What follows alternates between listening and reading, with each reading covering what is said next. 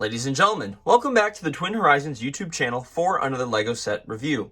Today we are going to be looking at LEGO set 7869 LEGO Star Wars Battle for Geonosis.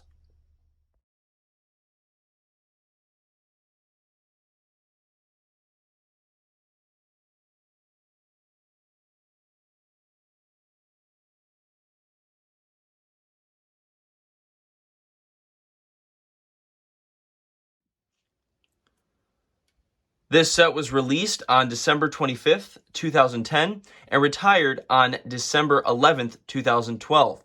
It was originally rated for ages 8 to 14 and came with 331 pieces. The set originally retailed for $40. Sealed versions are valued at $343, while used versions are valued at $108.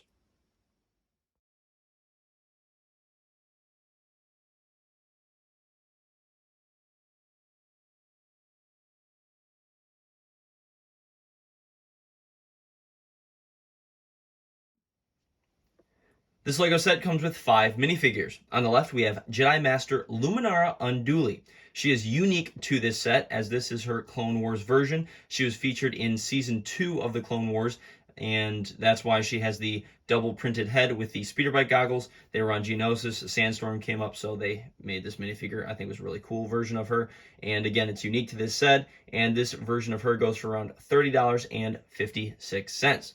Next to Jedi Master Luminara Unduli, we have Phase 1 Captain Rex. He comes in a couple different sets. This version, I'm told, is unique, but I'm pretty sure you can get him in a couple other sets. Regardless, I'm so happy to have a Phase 1 Rex in my collection. He's by far one of my favorite clone troopers, and he goes for around $139.28. So he's by far one of my most valuable minifigures, and again, I'm glad I had one of him before, the prices shot up like crazy.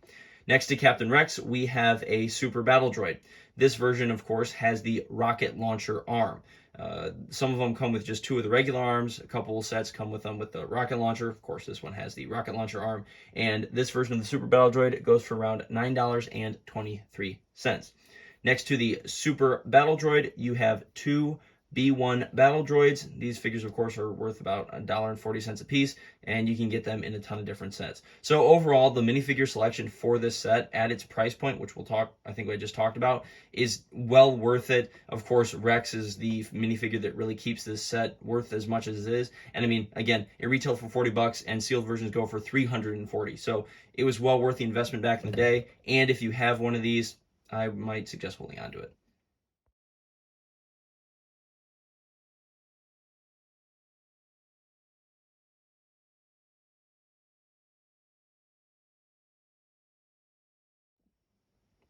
There are 2 separate builds for this set. The first, of course, being a Parton cannon.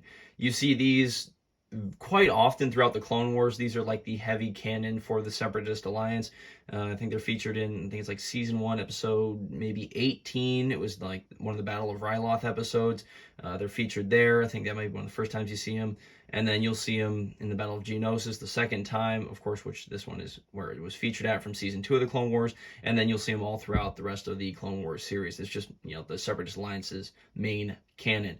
And the build itself was done quite well. They have the little kind of hydraulic pieces on each of the legs to help keep everything upright. The legs are quite positionable, so you can kind of move those around, and they all swivel with quite wide angles. So in terms of like the support structure with the feet, it's done quite well. You have the little armor pieces on kind of like, I guess you could call it the knees of the legs that can also move around, so that's kind of nice. And then in the front there, you can see that little black gear that rotates the top part of the cannon, so you can get quite a bit amount of angle for it. So the playability features on it are quite nice. And then right in the middle between the 2 red eyes, you have one of the massive rubber spring-loaded missiles that LEGO was coming out with in their sets at this time. There's one in the Y-Wing bomber set that I'll be making a video on here probably in the next couple videos.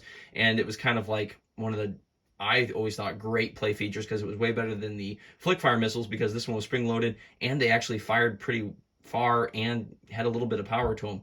So again, overall, this set was done quite well. And then kind of on the back side of that eye there, when I get the little spin going, you'll be able to see there's a spot for one of the droids to sit and actually operate the cannon itself. So overall, I think this was a phenomenal set. The build was done quite well, and then we'll look at the speeder here in just a moment.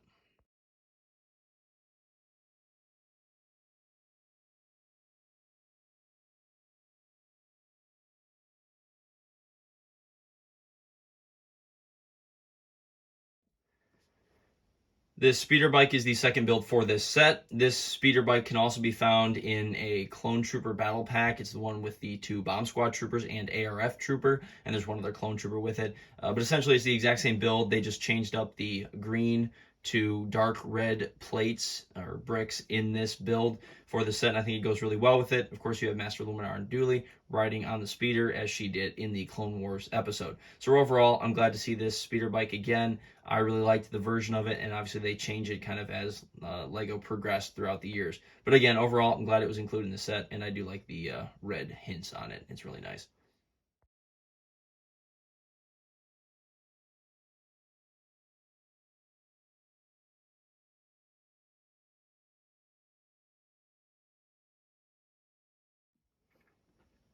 In the top right-hand corner of this box, you will see the Phase 1 Captain Rex box art with the blue and white light shining behind him, and it's quite fitting having him on the box while he's also featured in this set in minifigure form.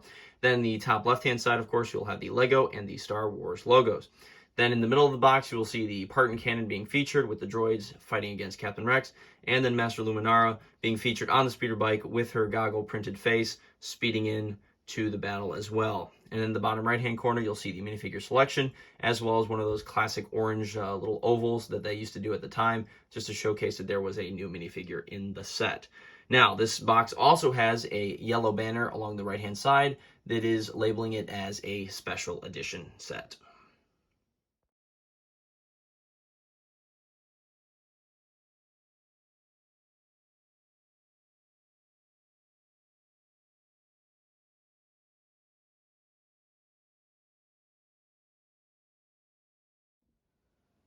In the top right-hand corner on the back of the box, you see again the Captain Rex box art and again the LEGO and the Star Wars logos. Along the left-hand side, you will see 3 sets that I've actually made videos for. It is the Clone Trooper Battle Pack, again with those Bomb Squad Troopers, the Mandalorian Battle Pack, and the Battle for Naboo set, which I think I just did a video on it this week. So again, I did videos on all the sets. If you want to go check those out, they're phenomenal sets. And again, I always liked that LEGO would put those on the box so you kind of could gauge what sets came out at the time, and then it made you want to go buy those sets as well. Then on the right to middle side of the back of the box, again, you'll see a little boxes showcasing the playability features of the cannon, the fact that there's a massive missile that can be launched out the back with the little lever, the motion of the legs, and of course, again, the angle ability of the main cannon. And then again, you see the showcase of the minifigures as well. Overall, great box. Again, I love the showcase of different sets, and I really love this set in general. Ladies and gentlemen, thank you so much again for watching another LEGO set review on the Twin Horizons YouTube channel. This brings the grand total of my LEGO set collection up to $1,555. Thank you so much again for watching. If you're not subscribed yet, please subscribe, as every subscriber counts on my way to getting monetized. Thank you so much again for watching. Take care, and I'll see you in the next one.